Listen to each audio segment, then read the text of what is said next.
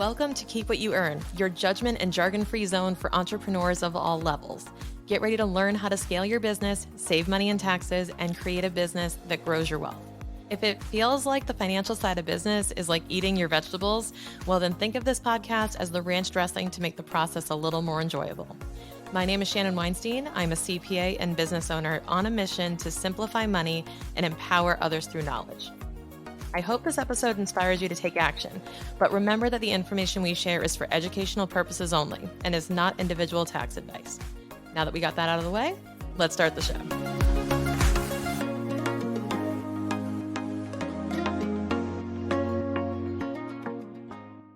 I don't think enough can be said about the importance of coaching skills as a business owner. There's really no dimension of your role as a business owner where you're not using these skills, and you don't have to have a coaching business. If you do, then it can directly relate to the work that you do with your clients. However, if you have any other type of business, you're going to be coaching your team. You're going to be coaching your clients, whether you realize it or not. And with the advent of new technologies and other things that are replacing a lot of the mechanical and scientific aspects of what we do, we're going to find that we need to infuse more humanity, more art, and more coaching into the way we deliver our products and services. So that's why I really wanted to go in on this topic. And I wanted to double down on the episode that we just did with Chris Goodman. If you haven't heard that episode, that was very well received, and I highly recommend going back and listening to it. On that episode, we talk about what is a coach, what makes a good coach, and the core differences between a coach, a mentor, a trainer, et cetera. I wanted to expand on that with today's guest and really talk about how to use coaching skills to pull the best out of our clients. So today's guest is Lindsay Dotzlaf. Now, she was once a novice to the theory of life coaching, and she embarked on her own journey about a couple years long of being coached. And she developed a passion and a proficiency for coaching others. With her background in psychology and a knack for connecting with people, she founded her own coaching business after just a few years. And she's now the founder of the Coach Lab and Coaching Masters, as well as the host of the Mastering Coaching Skills podcast. When it comes to the business of coaching coaches, there are lots of folks out there that are simply cascading advice down like MLMs. They're just taking what their coach told them, telling it to other people, and just passing it along. And nothing could be further from a description of Lindsay. Lindsay is one of the rare finds who truly believes that coaching is an art form, and she pulls out the best out of the folks that she works with. Today's episode, we're going to talk about coaching skills and how to actually hone your craft if you are a coach. Also, how to apply these skills in any area of business. And we even talk about how I'm using this in my CFO practice as well. So if you're an accountant listening to this, if you have any type of business, if you're any type of service provider, there is so much to be gained by developing your coaching skills and a curiosity for what types of skills can help bring out the best in your clients. So with that, let's get to our interview with Lindsay. Hey, Lindsay, welcome to the show. Hi, thank you for having me. I'm so excited to be here. I'm excited to have you on. So can you just say hello to our listeners and tell them who you are? Yes, my name is Lindsay Dotzlaf. I am a master coach and I help coaches be really incredible at what they do. Love it. And tell me about how you got into coaching and then how you decided to serve other coaches. Yeah, so I'll give you the very Cliff's Note version, which is I hired my own coach and it changed my life and blew my mind. And I also have a background in psychology. So it really felt at that point I was a little confused about what I was doing in my life. And so when I found coaching, it just felt like when it was so powerful for me, it just felt like everything kind of fell into place. And it kind of became like, whoa, I want to do this. How do I do this? Let me figure it out. Let me, learn all the things. And about a year and a half later, I started my own business and was just a general life coach for quite a while, for several years. And I had been an entrepreneur also before. So I naturally just a lot of entrepreneurs came to me because they were my friends and my, colleagues and all of that. So I was kind of in that space, but I just knew the whole time that I didn't want to coach, like help people make money. I love making money. Don't get me wrong. It's not my favorite thing to coach on. It wasn't my jam. And I think because of the background in psychology, I was so obsessed with the kind of skill side of all of it that is the road I went down. Awesome.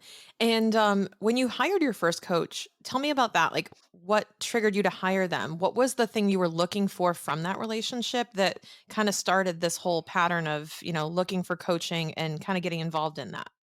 So I will say I think my journey was a little different because I wasn't like, "Oh, I think I need a life coach," and then went out and researched.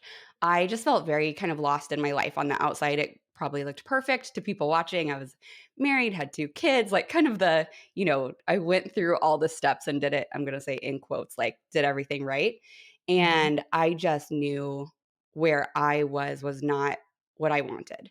I somehow was like owned a business but also home with my kids, and listen, that's amazing for people that love to do that. And it just was not for me.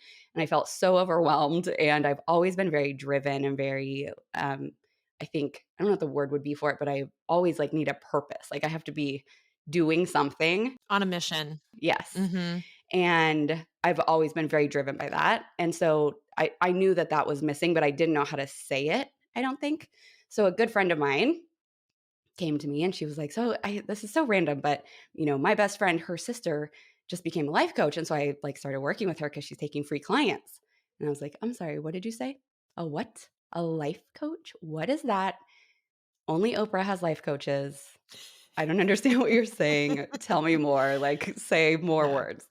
And so she kind of described it and I was like, "Yep, that's what I need." And so I said, "Can you give me her information?" And she was like, "Well, let me ask her." And I was like, "Okay." And, we kind of parted ways. We were in my driveway having this conversation. I will never forget it. She left. I literally went inside and Googled because I knew who her friend was. So I was like, I bet if I go on, Facebook or wherever, like literally stalked her, found her, Hmm. sent her a message. And I was her first paying client. That's so cool. And so this is something I thought was really interesting in what you just told me, because one of the things that I find coaches struggle with the most is articulating what problem they solve and speaking to clients based on where they're at. How many times have we heard, "What do you do?" "I help clients find the best version of themselves. I have" Lindsay's shaking her head. Like confidence, confidence, clarity, alignment. I got to make a bingo card. I have to make a bingo card of Living like their all the best coach life. words. I'm going to help them Best live their life best life. confidence. And it's so here's the thing. You just articulated it perfectly. You're like, I wasn't looking for a coach. So what we have to realize as coaches is people are not usually looking for you. You have to meet them where they're at and point out, like, this is how you feel. I can help you with that Mhm. and really get on that transformation. I thought that was a perfect example where I'm like, thank you. You couldn't even identify how you felt. It was like this discomfort, but like unidentifiable discomfort, right? Yeah, and I think it to address one thing you just said, it did take me several years to build my business, but I think Hmm. because that's how I found a coach, I never had any doubt. I never was like, "Oh, but how do I find the right people? Like, where are they?" Right? I just Hmm. always had this confidence of like, they're out there. I just need to get the word to them somehow and let them know I can help. And I think because that's how I found my coach, that was just something always in my business that was just like removed from the you know, equation. Yeah. And I think that a lot of coaches out there will try to call in their ideal client, but there's still a disconnect. There's still a total disconnect on how to actually speak to them and know where they're at right now and articulate the problem that they actually solve. It is challenging. I know I laugh when I say like best self, confidence, alignment, clarity, da da da da da. But people are not identifying with those words. It's like, what are they actually experiencing right now that you can relate to and say, like, how does that make you feel? And you're literally coaching them in the process and then kind of revealing that that's what that was. Yes, definitely. And for sure, there are people, especially as it becomes more popular, there are Mhm. people looking for coaches. Definitely, that's a thing. Right. And there's so many people also that just have no idea about coaching, like me, right? It's just like, well, that's only for Oprah. What do you mean? You have a friend. Like, how fancy is she? I don't understand. Exactly. Like, and also what's like when I first heard life coach, this is maybe like 5, 10 years ago, maybe probably 10 years ago. And it was life coach. I'm like, how do you train to be a life coach? And also like, why is your life coach 25? How do they like, how does that work? And I just like had all these doubts around it. And I've evolved. I've gotten through like, okay, That makes sense. Now I understand after taking a few coaching trainings, I'm going, "Oh, I see how this works with the skill set of the coaching." But, and I used to say, "Well, that's called therapy." Mhm. How do you Here's an interesting question. How do you distinguish between, like, coaching versus therapy? So if somebody is looking for that solution, how do you kinda differentiate the 2 things? So I do think that there can be some overlap, and I think, having a background in psychology in that Right. educational world, and then also being a coach and participating in therapy myself throughout my life, and also having a coach for so long, I to me, the difference in my experience, and again, totally my experience because there is some overlap, and there are therapists that do different things, and there are coaches that do different things. But for me, it's more, are we unpacking the past and understanding why we show up in our life the way we do, right? Like, why do we react to certain situations in this particular way? Why do these things keep coming up for us? That's therapy, like more of understanding the why. And then the coaching is kind of the other direction, is like, okay, I have a grasp on all of that, and now I'm ready to move forward and like run. What does that look like? What Mhm. do I like? How do I get there? And not necessarily how, like, just strategy, but how, like, how do I change the way I think, right? Like, okay, now I understand it. Now how do I do something different? Yeah, I think it's going from who you were to who you are, and then how do I go to the next version of me? That's what I'm taking away from that. Would you Yep. agree? Yep. Makes sense. Now, for those who want to become coaches and become excellent coaches, let's talk about mastering coaching skills, which is literally the name of your show, and how you can master coaching skills because I'm finding that a lot of coaches start businesses and then they take training on sales, on marketing, on offers, on pricing, on whatever. And I'm like, let's go back to your coaching. Hmm. How are you coaching? Styles of coaching. How do you advise, Lindsay, coaches who are coming up on their actual service delivery, their actual coaching? How can people cultivate these skills and what do you recommend?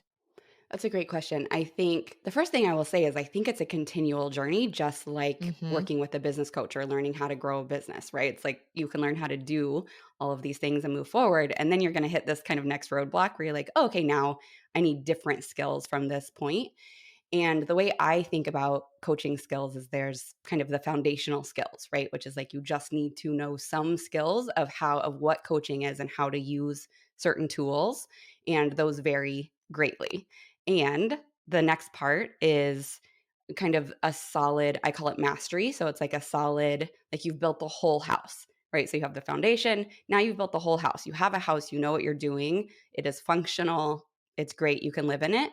And then for me, at least, the third piece that I teach is I call it brilliance. So it's like mastery, but then adding all of your own style, your own, maybe combining different skills that you have, making it kind of your iconic work in a way that people know exactly who you are. Now, so many coaches I work with want to go from like point A to point Z without doing all the middle. And it's just like business, right? Like that's just impossible. And you just have to keep going and practice and be willing to learn and be willing to like fail and do it anyway and all of those things. Yeah. Would you say that when you say the mastery level, is that like having a method, adding structure, maybe frameworks, maybe something that's okay, this is my like the method I want to adopt and then the next layer is like style? Is that a correct interpretation? So it depends a little bit on the coach, I think, but to me, that middle space is knowing how to get your clients from where they hire you to where they stop working with you and know that they're creating the results that they want. That's so much of the work that I teach. And you may disagree with this, people listening may disagree with this. There are a lot of kind of coach frameworks that teach like it's not our responsibility, like don't care about their client results. They just get to come to you and coach, and you kind of stay out of that. And I think that that couldn't be more wrong. I think that we are responsible for being the best coach we can be and helping our clients create the results that they sometimes pay us lots of money for. Yeah. And so that's what it is to me. And I think it can look a little different depending on what kind of coach someone is. I would agree, and I agree the same way for our profession in accounting. I'm like and for my fractional CFO business, right? So that's, you know, I can't guarantee results. I can't care more than the client, and I can't guarantee results. But I can do my damn best to position my client well to achieve those results and hold them accountable. If they want to resist, that's on them. Yes. But I think that we do have a responsibility to do our best to bring them those results because that's what they're here for. That's what the value is that they see in us, and that's how it manifests. So I couldn't agree with you more. Yeah. And I think, just to clarify in case anyone is confused about what I just said, kind of what you just said, you're never dragging clients with you, right? Like you can't want Right. it more than they do. They get to decide. I call it like client focused, client centered coaching. I'll get it right at some point. Um, I don't know what just happened to my brain. It's Triple fine. C, client centered coaching. Yeah.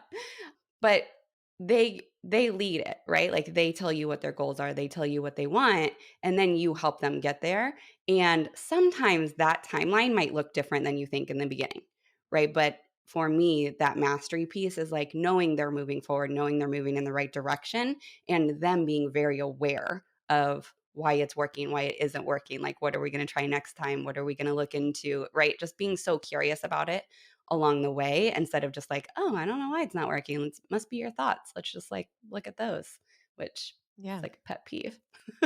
So you mentioned like mastery. Let's use your house analogy because I love these. I use it for everything. Yeah. It's perfect.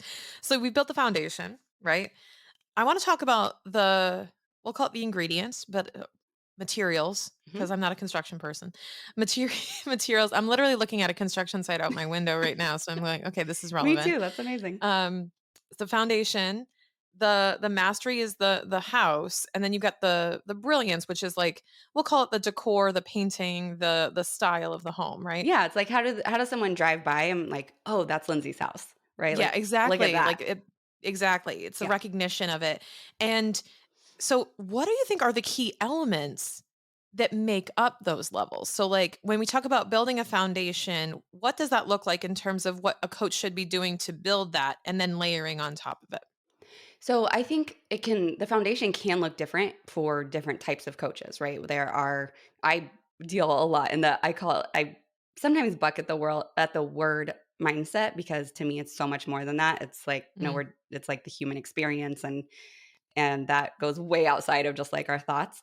But in the traditional sense, I coach a lot on mindset coaching. And within that, to me, there are certain tools that you need to know as a coach. It's how to help clients create awareness, how to help them set goals and think about like what is in the future and how do you get there? Like, what does that look like as far as who you become in the process? Sometimes it's helping clients make decisions. These are going through like the framework of kind of what I teach and helping them evaluate, right? Like, how is it going as we're moving forward? And just asking amazing questions. And then for some coaches, and not all, but we could use you as an example. So for some coaches, they would also add into that a certain strategy, right? So, like, if you are coaching clients and you're their CFO, which I don't actually know if you coach your people. I know you have those mhm, skills, but that would be a skill you bring, right? Like, here's a strategy right. that we're going to use, but then there's this whole other piece where I'm coaching you. Exactly. And if someone wants to build on these foundational concepts, right? They want to build on that and get to that level of mastery. What are the materials they need to get there? Like what is mastery built up from? So to me, it is practicing it over and over and over. And one of the most important things, and one of the things that I see coaches do a lot is instead of wanting to just practice and kind of sit in that discomfort of not being an expert immediately, they want to go find other tools, right? So, okay, I like get this whole mindset thing, but also I realize maybe I saw someone talking about this thing and maybe my clients need this thing too. Let me go learn that and like bring it in. And next thing you know, Mhm. they have this toolbox full of 20 tools and they don't know how to use any of them properly, Mm, right? Like, I think the most important thing is to have fewer tools and add some in later if you want to. 100%. I'm on board with that. But know how to use the ones that you have in the most effective way. And that just takes practice.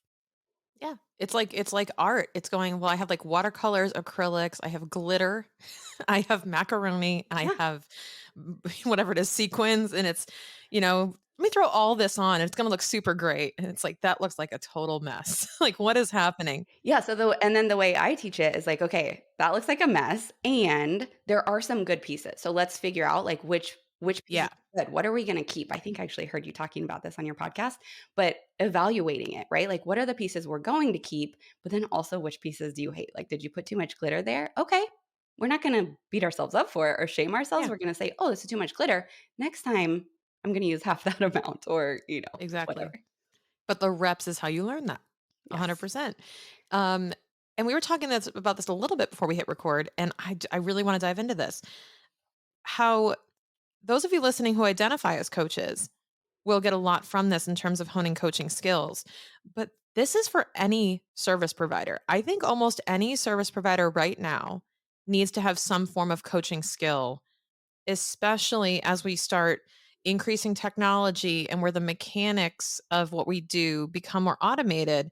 The humanity in what we do has to be doubled down on. And there has to be a lot of coaching involved. Lindsay, what is your outlook on, certain professions utilizing coaching skills, and where do you think it's the most useful now and in the future?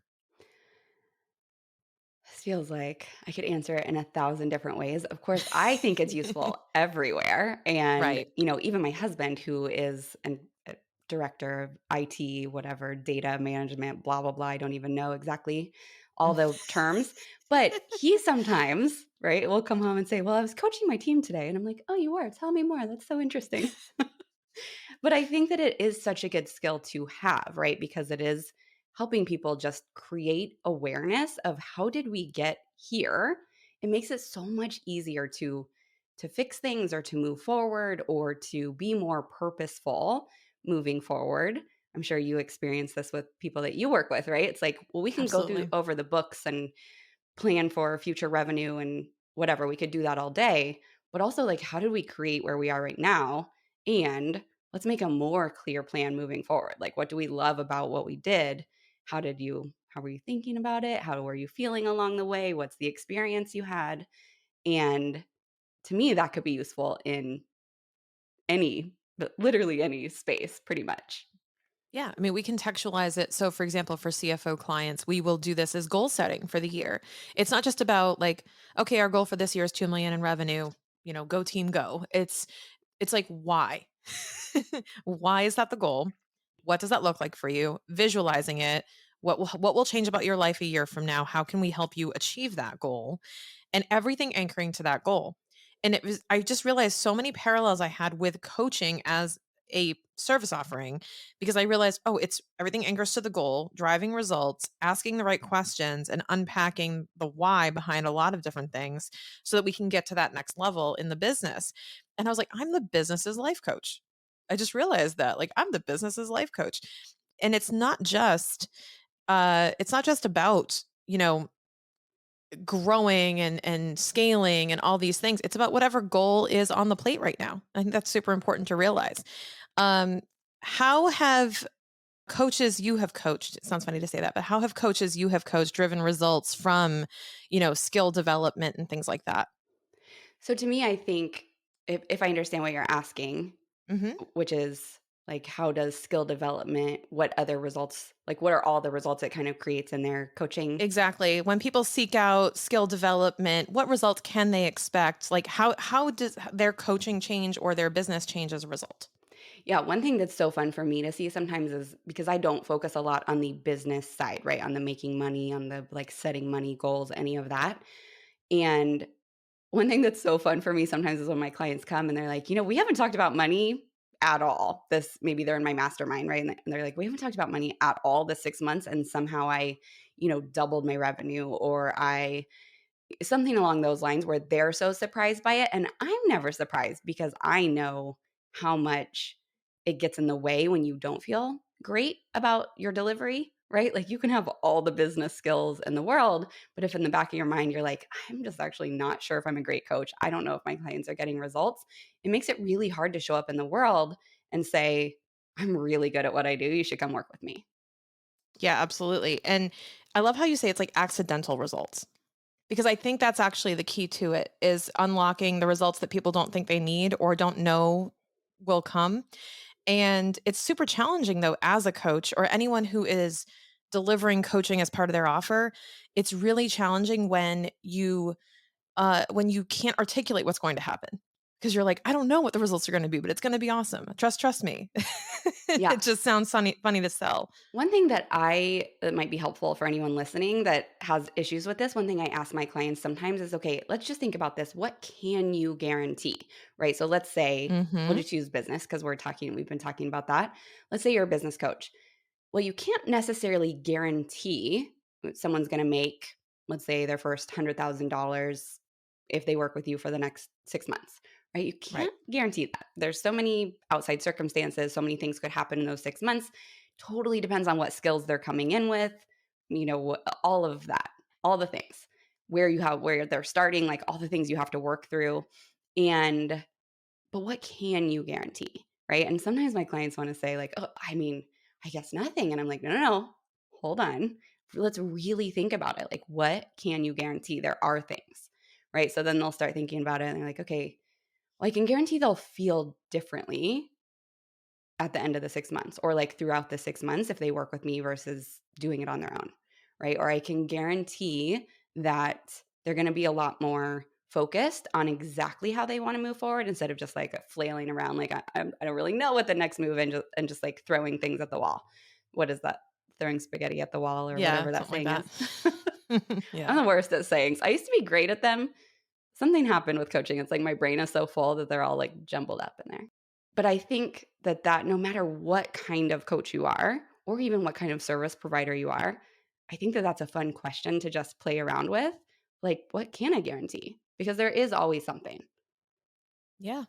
Absolutely. And I believe that too. Like even in business, people are so afraid of the guarantee. And I go, but there is something you can guarantee. And even if you don't get that result, it's okay. You can guarantee that because 9 times out of 10 or more, you're going to get that result. So you can safely guarantee that. And if someone wants to, whatever it is, like claim against that guarantee and say, you didn't do this, it's like, okay, you were the 1 in 10, you know, that's how it goes. Yeah. And I think that, some of my clients have like actual guarantees or money back guarantees or whatever. And Mhm. but we don't have to get into like, is that right or wrong or any of that. But I just think even if you don't have that, just in your mind knowing, right? Like just knowing what are the results that I can guarantee no matter what. It just makes you so much more confident as a coach, as a service provider, whatever. And then when you see things happening that you're like, oh, wait, this isn't going like I thought it would, or this piece is something has gone wrong here, you don't necessarily freak out about it because it's like, okay, this isn't 100% in my control, but let's still like get it back on track. How do we do that? Yeah. I think honestly, just having a guarantee of sorts helps you take ownership of the results, number one, but also it helps you sell it in a way. That's kind of an after effect, but it helps create confidence from your client to go, no, she stands behind it. Like she's standing behind what she has to offer. This isn't like you said before, I find what you described of like, well, we can't guarantee the results. So we're going to just like not focus on the results. And I go, that's accounting. Like that was my auditing profession. That was accounting where it was like, well, we just do our work and that's up to them. And like you distance yourself. And I go, but what if you didn't distance yourself? What if you actually rolled up your sleeves, got with them and said, I'm going to do my damn best to help you. Just understand, I can't guarantee we're going to win, but I'm going to get in the game with you. I'm not going to stand on the sidelines. So I think that's a whole different level of service and coaching that I think more people need to adopt. Totally agree. It's my favorite when some of my clients who are some sort of maybe relationship coach, right? Where they're like, no, no, I can't guarantee anything because they have a partner and it's like 50-50 and whatever. And I just Mhm. think it's so fun to just play with that, right? Of like, of course you can't guarantee when there's someone else involved. You can't guarantee that that person will stay or like fall more in love with you or, whatever the goal is. But there are still things that you can guarantee, at least in your mind, Right. right? You don't have to say it out loud, like, here's a Right. list of what I guarantee, I'm just gonna check it off. But just going into it knowing what your kind of role is and what you can do and can't do is really powerful. I totally agree.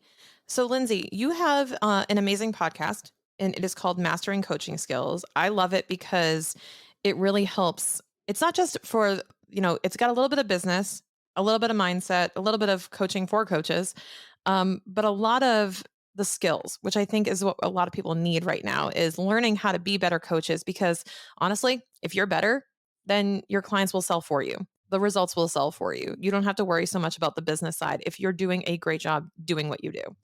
And I love that you have a podcast centered around that. And so you have the podcast, and where else can folks find out more about you and what you have going on right now? Yeah, so my podcast is definitely one of my favorite places to hang out. I enjoy recording it so much, and honestly, where a lot of my clients come from as well. And I am on Instagram. I keep all the things simple, so they're just all my name. It's at Lindsay Dotzlaf. And do I need to spell that, or will you like link it? It'll be all over the episode, guys. Read the Okay, episode name, the links in the perfect. show notes, all the things. Don't worry about People it. are always spelling it wrong. It doesn't seem that hard to me, but apparently it's a All tricky good. one. And then my website is just lindsaydotzlafcoaching.com. Awesome. Lindsay, thank you so much for hopping on the show today and having this conversation. I love, love, love chatting about coaching and how we can do a better job at coaching and leveraging those skills in all different professions. So thank you for spending the time with me today. Yeah, I love it. Thank you for having me.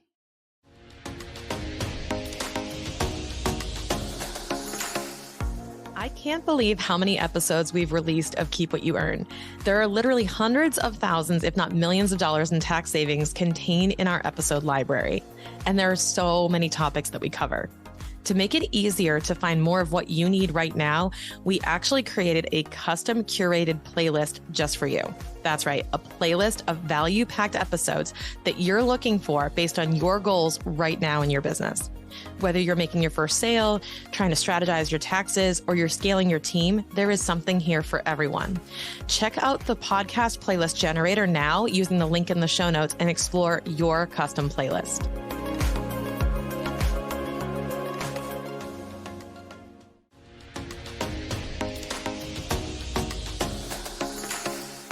Thank you so much for listening. If you enjoyed this episode, please leave a rating and review on your podcast platform.